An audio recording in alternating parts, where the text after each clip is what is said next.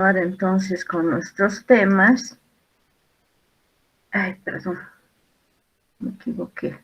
Vamos a continuar con nuestros temas. Vamos a hablar sobre la enfermedad pélvica inflamatoria, que es conocida también con la sigla de EPI.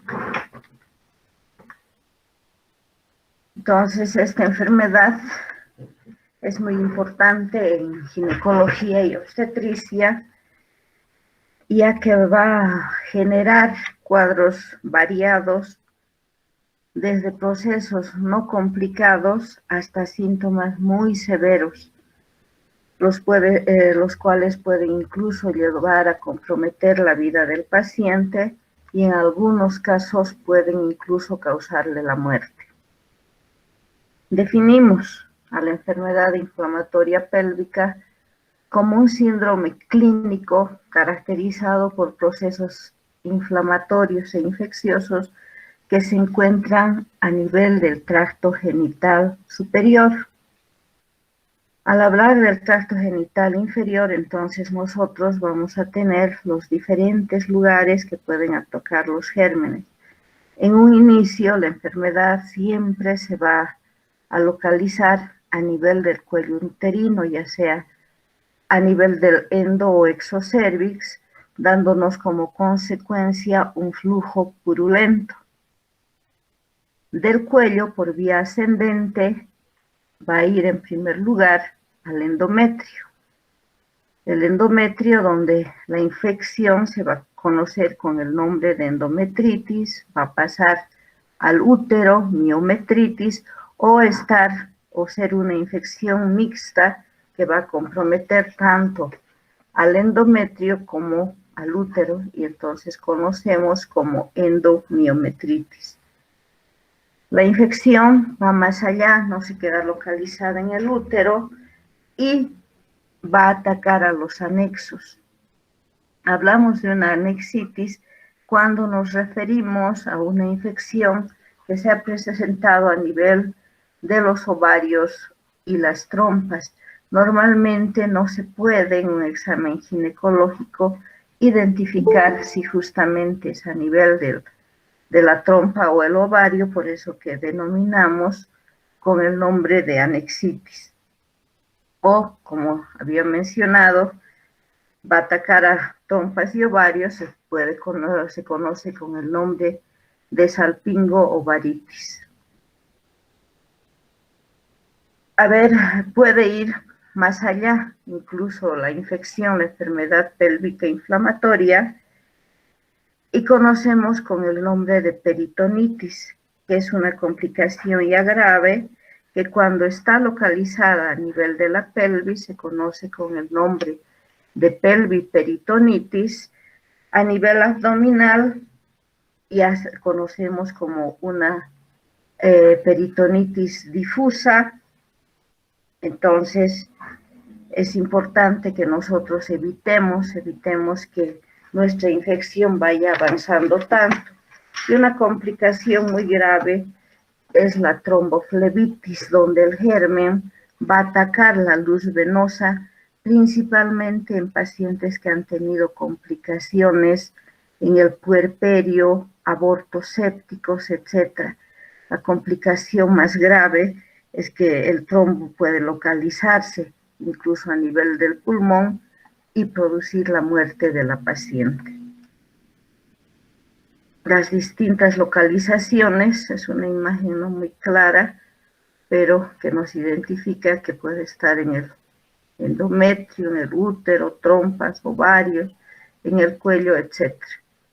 Perdón, no sé qué pasó. Ay.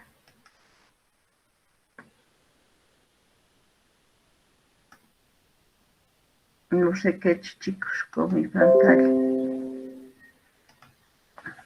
¿Se ve pantalla? Sí, doctor. Allá. La enfermedad pélvica inflamatoria afecta principalmente a mujeres en edad reproductiva entre los 15 y 25 años sobre todo, pero se puede extender a pacientes hasta los 44 años. Se ha establecido que va a atacar generalmente a pacientes que tienen una vida sexual activa con varias parejas. Se dice que por lo menos al año 1 millón de mujeres experimenta algún episodio de enfermedad pélvica por lo menos una vez. Y de este millón, 100.000 van a tener como complicación la infertilidad o esterilidad.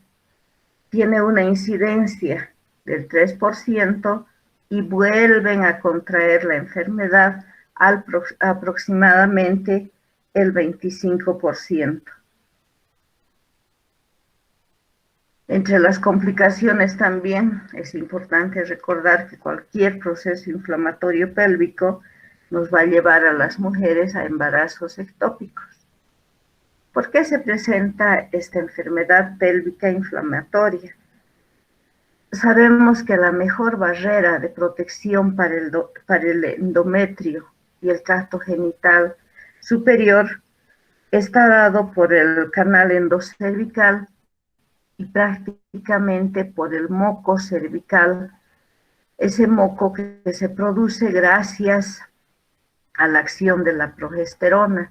Es un moco espeso que impide el ingreso de los gérmenes justamente al endocérvix. Por alguna lesión del tracto genital inferior a nivel del endocérvix, en el momento de la menstruación se produce también una alteración de la barrera protectora y permite entonces el paso de los gérmenes a diferentes zonas. Las zonas nos referimos a las que ya hemos hablado: endometrio, miometrio, y también puede atacar a partes extragenitales. Hemos visto peritoneo, a nivel de la luz de las venas, y a nivel extragenital hay una parte muy importante donde generalmente nos puede provocar infección, es a nivel del hígado, donde va a producir una perihepatitis, que más adelante vamos a ver es un síndrome de Fitch. Entonces es importante como medio de protección entonces el moco cervical. Esta infección tiene como etiología una etiología polimicrobiana, pero se reconoce principalmente a dos gérmenes, como son la Neisseria y la Chlamydia trachomatis, como principales agentes que van a producir esta patología. También la enfermedad pélvica inflamatoria se puede presentar cuando nosotros realizamos maniobras instrumentales sin el cuidado de asepsia y antisepsia. Ejemplo, si se realiza un legrado en situaciones nada limpias, dilataciones del cuello, incluso en la inserción del dispositivo intrauterino, nosotros podemos introducir gérmenes a la cavidad uterina si no hemos tenido los cuidados adecuados. Se dice que las relaciones sexuales son otro medio para que se presente esta enfermedad, sobre todo cuando hemos visto que la edad oscila entre los 15 y 25 años, pacientes jóvenes que no tienen ningún cuidado en las relaciones sexuales, no usan los medios de protección como los condones, y los gérmenes ascienden al canal vaginal y posteriormente se van a diseminar a nivel de la cola de los espermatozoides. Entonces los espermatozoides son los que nos van a llevar la infección. Aparte del gonococo y la clamidia, se ha visto los diferentes agentes que pueden provocar la enfermedad inflamatoria pélvica, como son la Gardnerella, las enterobacterias, Escherichia coli, el pleuritis, la Klebsiella, etcétera, de acuerdo a su importancia y a su aparición o al germen identificado. Actualmente hay otro tipo de germen que está muy conocido, que es el Mycoplasma genitalium. Después del gonococo y la clamidia, entonces se encuentra este germen como agente productor de la enfermedad pélvica inflamatoria. ¿En qué paciente se puede presentar esta patología? Ya hemos mencionado el inicio precoz de las relaciones sexuales va a condicionar que nuestra pareja tenga o que nuestra mujer tenga múltiples parejas sexuales. También se presenta esta infección cuando la paciente ha cambiado de pareja en un lapso de 30 días. Tiene factor de riesgo pacientes que han tenido infecciones de transmisión sexual, ya sea endógenas o exógenas. Ahí nos referimos si son gérmenes propios de la vagina o han ingresado del exterior. Historia previa, pacientes, hemos visto que es bastante frecuente la recurrencia, entonces si han tenido enfermedad pélvica inflamatoria, pueden volver a tener esta enfermedad. Pacientes que se cuidan con anticonceptivos de vía oral. Ustedes saben que el único medio que protege de las infecciones de transmisión sexual y por ende de la enfermedad pélvica inflamatoria son los métodos de barrera.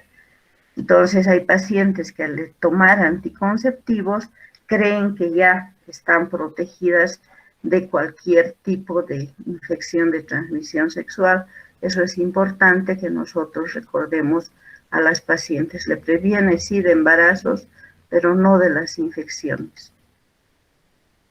Habíamos dicho que factores externos, pacientes que se realizan biopsias, legrados uterinos, inserción de dispositivos intrauterinos, incluso pacientes que se realizan diferentes estudios o tratamientos como ser la inseminación artificial, siempre en condiciones no adecuadas, la histeroscopía que nos permite la visualización directa del útero, etcétera, nos puede llevar a este tipo de enfermedad.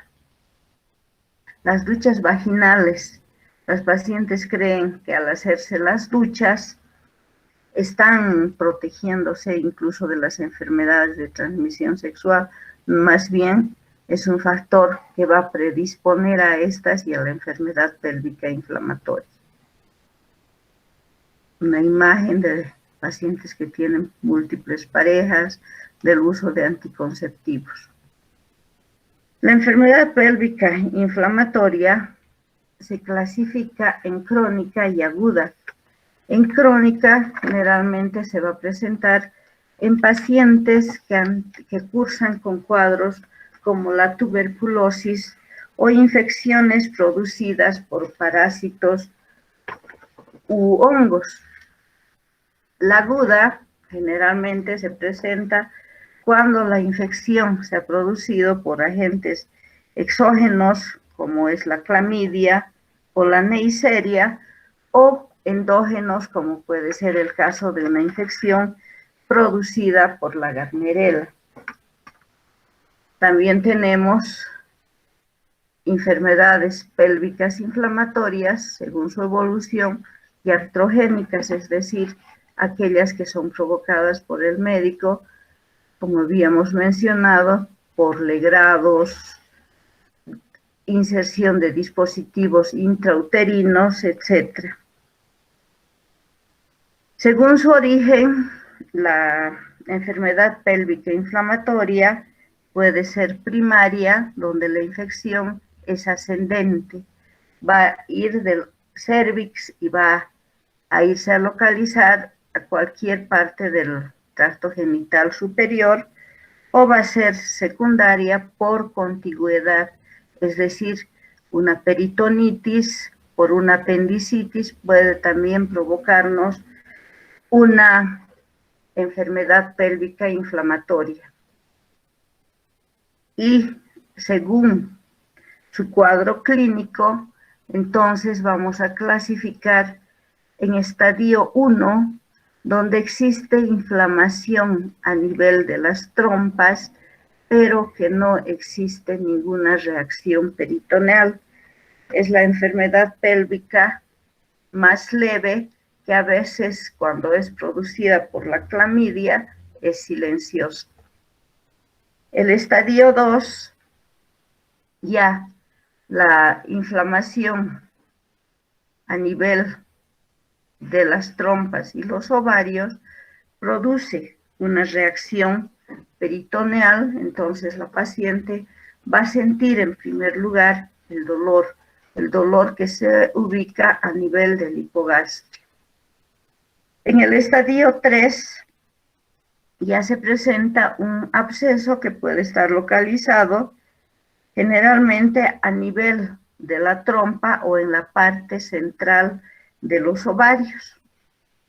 El paciente va, ya todo absceso, aparte del dolor, se va a acompañar de fiebre.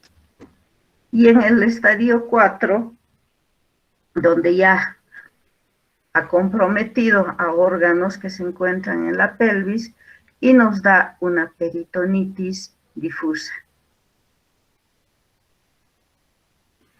También podemos clasificar de acuerdo al estudio laparoscópico. La laparoscopía, aparte de diagnóstico, hemos mencionado siempre en cualquier patología, nos sirve de tratamiento. Entonces, por laparoscopía nosotros clasificamos en 3 estadios. En leve, donde existe un leve eritema y edema. Y lo principal es que las trompas se mueven libremente. En la moderada ya las trompas no pueden moverse porque porque ha aumentado ese eritema, ese edema, y puede existir la presencia de material purulento. Y en el estadio 3, en que ya vamos a observar el absceso. En estos casos de diagnóstico por laparoscopía, una vez que se ha identificado la causa que está provocando la infección, se va a producir al tratamiento. Si hay adherencia, se liberará. Si hay un absceso, se drenará el absceso. Entonces aquí vemos una imagen por laparoscopía, donde vemos las trompas gruesas inflamadas, y aquí también vemos la presencia de un absceso, que en su momento será drenado entonces por este medio de laparoscopía.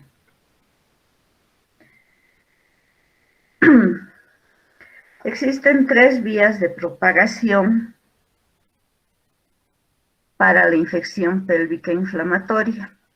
La vía canalicular generalmente es la más frecuente, donde el germen va a ascender a través del cérvix a la cavidad endometrial, a la cavidad uterina, donde ya hemos mencionado, vamos a obtener primero una endometritis, una miometritis, etcétera, de acuerdo a lo que el germen vaya avanzando. Por vía linfática, generalmente se va a producir el contagio por la transmisión de gérmenes en infecciones, sobre todo de pacientes puérperas. Puede también transmitirse esta infección por vía linfática cuando se colocan los dispositivos intrauterinos. En este caso, vamos a tener las miometritis, las parametritis, flemones, incluso el absceso se puede localizar a nivel del ligamento ancho del útero. Y por vía hematógena, generalmente tenemos las tromboflebitis y las embolias sépticas. Entonces hemos mencionado que las tromboflebitis generalmente se van a producir cuando existe complicaciones en el puerperio, es decir, hemos dejado restos de membranas, restos de cotiledones, nos pueden llevar a una infección puerperal o en el caso de aborto infectado también se puede presentar nuestra patología como es la enfermedad pélvica inflamatoria. Perdón. Ya hemos hablado de la localización. Aquí tenemos una imagen que es el síndrome de Firth, donde existe una adherencia a nivel que se va a complicar a nivel del hígado. ¿Cuáles son los factores facilitadores del ascenso de la infección? Se dice que cuando nuestra paciente tiene una ectopía a nivel del cuello, es decir, el epitelio columnar del endocérvix ha invadido el epitelio pavimentoso del exocérvix, se forma lo que comúnmente conocemos con el nombre de úlcera. En términos médicos es la ectopía que puede estar alrededor del orificio cervical y es a este nivel o es este lugar donde la clamidia va a aprovechar para provocar la infección. Otro factor importante para que facilite el ascenso de gérmenes son los cambios hormonales que van a alterar el moco cervical. Hemos dicho que el moco espeso en el segundo ciclo es el que famoso protector, es el medio de protección para evitar las infecciones.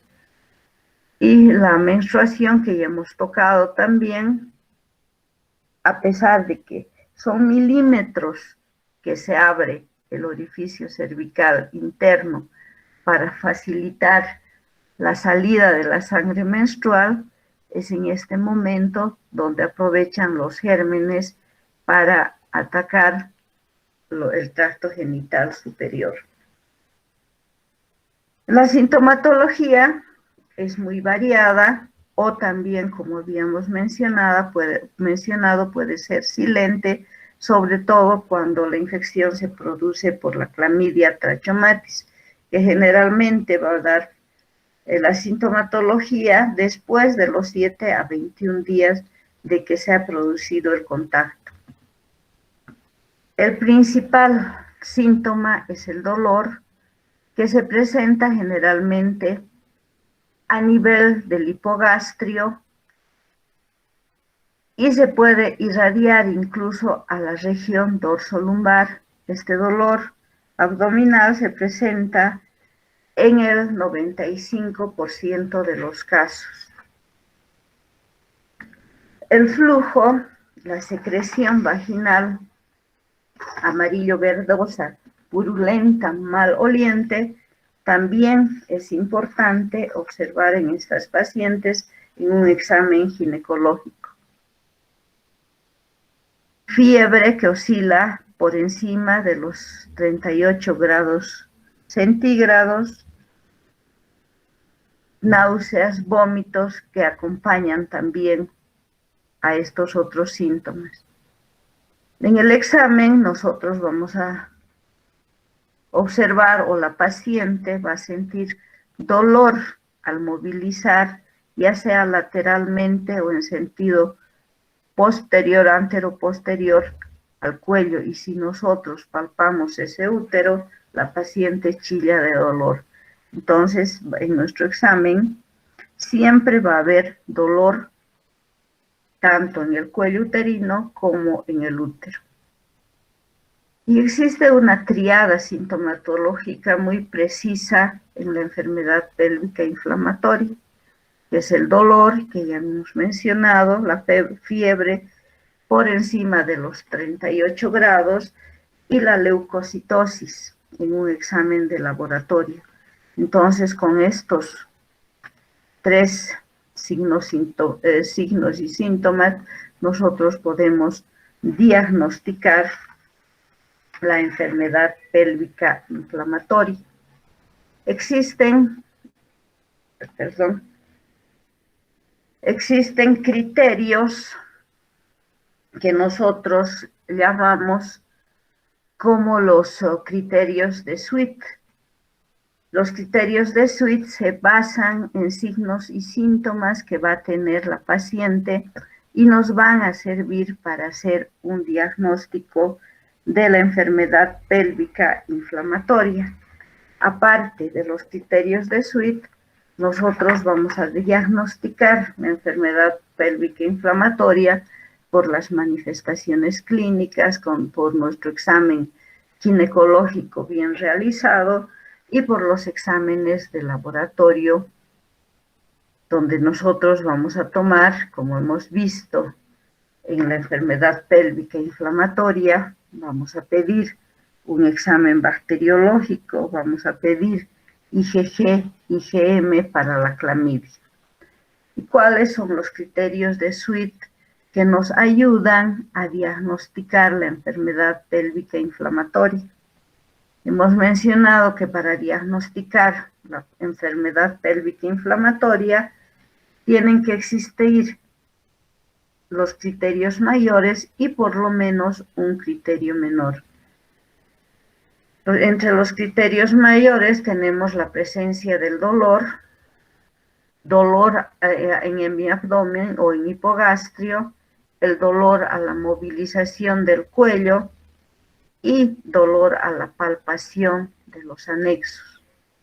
Entre los criterios menores, entonces, podemos acompañar cuando nuestra paciente tiene una temperatura de 38 grados centígrados, entonces ya podemos hablar, si se cumplen estos tres criterios anteriores, ya de una enfermedad pélvica inflamatoria, o observamos material purulento, una leucocitosis por encima de 10.500, etcétera, nosotros ya podemos dar el criterio y diagnosticar a nuestra paciente como enfermedad pélvica inflamatoria.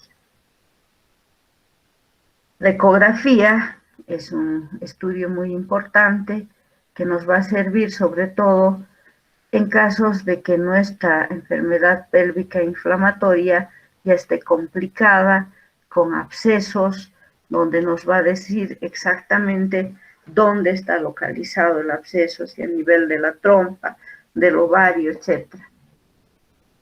Por el dolor, siempre en estas pacientes, cuando no tenemos un criterio de diagnóstico, es importante tomar la prueba de embarazo. Hemos dicho que el dolor es el primer síntoma que se presenta y a veces nos hace confundir con un embarazo ectópico.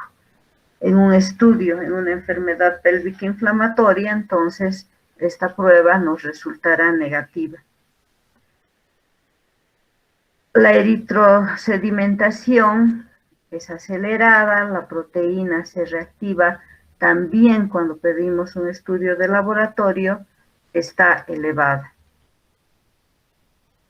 ¿Y cuáles son las otras patologías que nos pueden hacer confundir la enfermedad pélvica inflamatoria? Ya hemos mencionado el embarazo ectópico por el dolor. Vamos a diferenciar con la prueba de embarazo. Un quiste de ovario también nos va a provocar un dolor intenso, sobre todo cuando éste se ha torsionado. La ecografía aquí nos dará nuestro diagnóstico definitivo. La apendicitis, el dolor está localizado en la fosa ilíaca derecha. Entonces, nosotros haremos un examen minucioso para comprobar a qué nivel está localizado el dolor. Realizaremos el punto de McBurney y aquí nos identifica y pediremos la ayuda del cirujano para que hagamos nuestro diagnóstico endometrial, o diré nuestro diagnóstico diferencial. Un endometrioma, que es un tumor sanguinolento del cuerpo lúteo roto, también nos hace confundir con una enfermedad pélvica inflamatoria. Un tratamiento adecuado puede ayudar a prevenir las complicaciones causadas por la enfermedad pélvica inflamatoria, tal como son el daño a diferentes órganos femeninos. Entre las complicaciones principales nosotros tenemos la esterilidad. Las pacientes que cursan con este cuadro, donde está comprometida la luz de la trompa, no van a poder embarazarse. O si se embarazan, van a presentar cuadros ectópicos que pueden ser, primero en un lado se vuelve a embarazar mi paciente, puede volver a tener otro embarazo ectópico. Estas pacientes como complicación también tienen el dolor pelviano crónico, que generalmente se les queda de por vida, ese dolor constante a nivel del hipogastrio. Habíamos mencionado que esta inflamación puede llevar a órganos vecinos.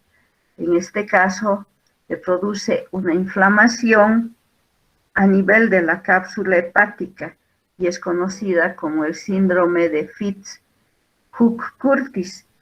Entonces, el dolor se va a presentar a nivel del cuadrante superior derecho y esta infección se va a producir por ascenso de los gérmenes que nos va a llevar primeramente a una peritonitis. Y la complicación más temida es la mortalidad. Nuestras pacientes por un cuadro de enfermedad pélvica inflamatoria maltratado pueden llegar incluso a la muerte. Aquí vemos una imagen del síndrome donde vamos a ver las adherencias que se presentan, conocidas como las cuerdas de violín. Las secuelas que deja entonces son la esterilidad. La esterilidad, cuando se presenta la enfermedad pélvica en un episodio, es decir, por una sola vez, de 100 pacientes, el 15 van a tener esta secuela. Si tienen 2 sucesos, 35, y después de 3 procesos de enfermedad pélvica inflamatoria, la posibilidad de embarazarse de nuestra paciente baja a un 25%. El embarazo ectópico también va a aumentar en relación a las mujeres que nunca han tenido enfermedad pélvica inflamatoria en 6 a 10 veces. O sea, vean ustedes, es grande las complicaciones y secuelas que nos deja esta patología. El dolor pélvico que se va a presentar entre el 15 al 20% de las pacientes y las enfermedades recurrentes que también son bastante frecuentes. El 25% puede volver a tener esta infección. Y otra complicación son los abscesos que se van a presentar no en todas las pacientes, sino solamente entre el 5 al 15%.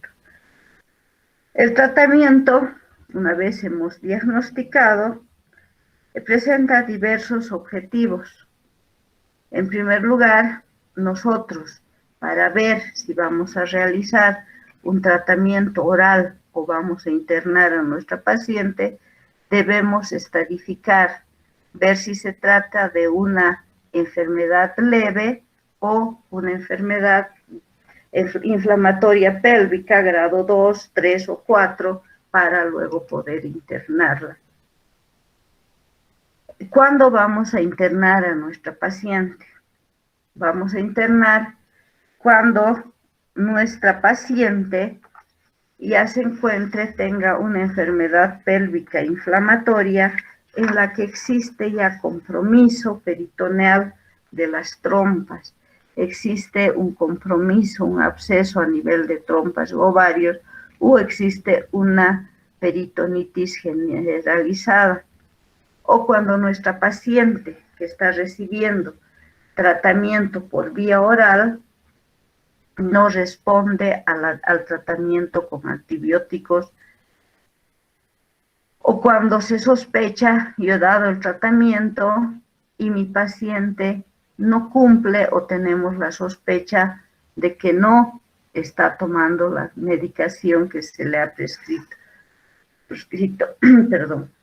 Entonces, en estos casos, nosotros vamos a internar a la paciente, porque hay pacientes que, señora, va a tomar tal cosa cada 12 horas, toma 2 días, siente que hay mejoría, y al tercer día deja de tomar y vuelve la infección o vuelve la sintomatología.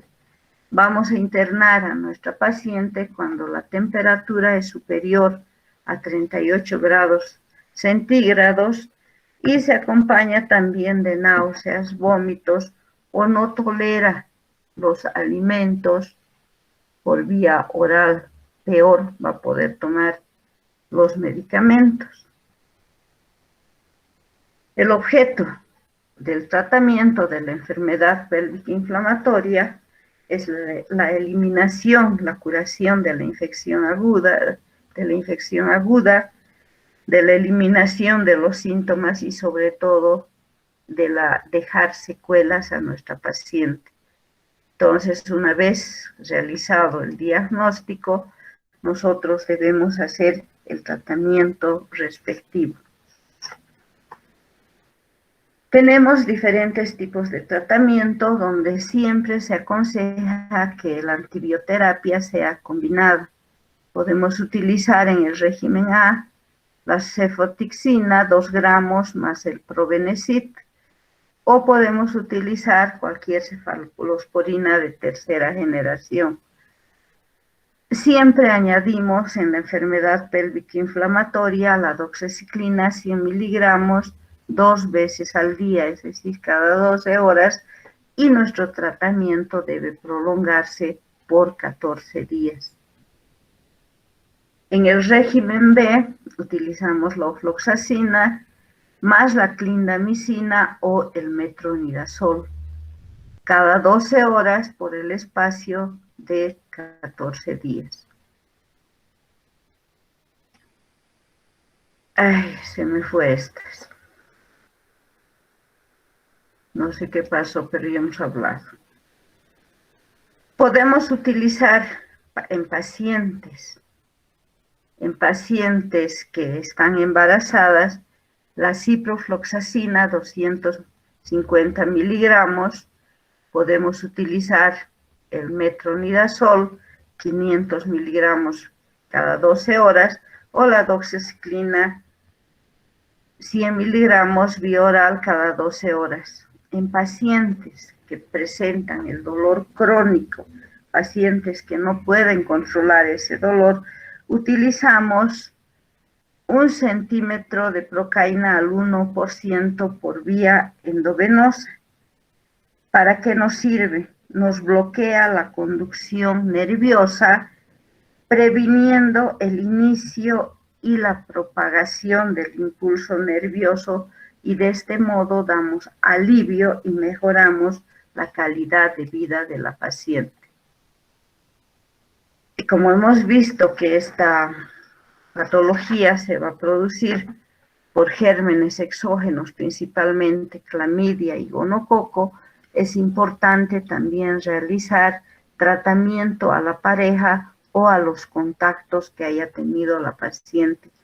En este caso podemos utilizar la ceftriaxona 250 miligramos como dosis única, más la citrosina 1 gramo también como dosis única. Y el tratamiento quirúrgico va a consistir en realizar de acuerdo al lugar donde se encuentra el proceso infeccioso. Si es a nivel del útero, entonces podemos hacer una histerectomía total, donde vamos a sacar cuerpo y cuello, una histerectomía parcial, donde solamente vamos a extirpar el cuerpo, o podemos hacer una salpingectomía más una oforectomía, cuando nuestra paciente no responde al tratamiento y se va complicando en una peritonitis. ¿Cómo vamos a prevenir la enfermedad pélvica inflamatoria? La enfermedad pélvica inflamatoria hemos visto que deja grandes secuelas reproductivas y nos va a provocar inmensos gastos, o sea, la economía de la paciente también va a estar desgastada. ¿Cómo vamos a prevenir? Explicando a la paciente que debe evitar exponerse, tener múltiples parejas sexuales y si tiene relaciones sexuales con más de una pareja, entonces utilizar el método de barrera, que es el único que nos va a prevenir de este tipo de infecciones. Con esto entonces hemos terminado nuestra enfermedad pélvica inflamatoria. Si ustedes tienen alguna pregunta.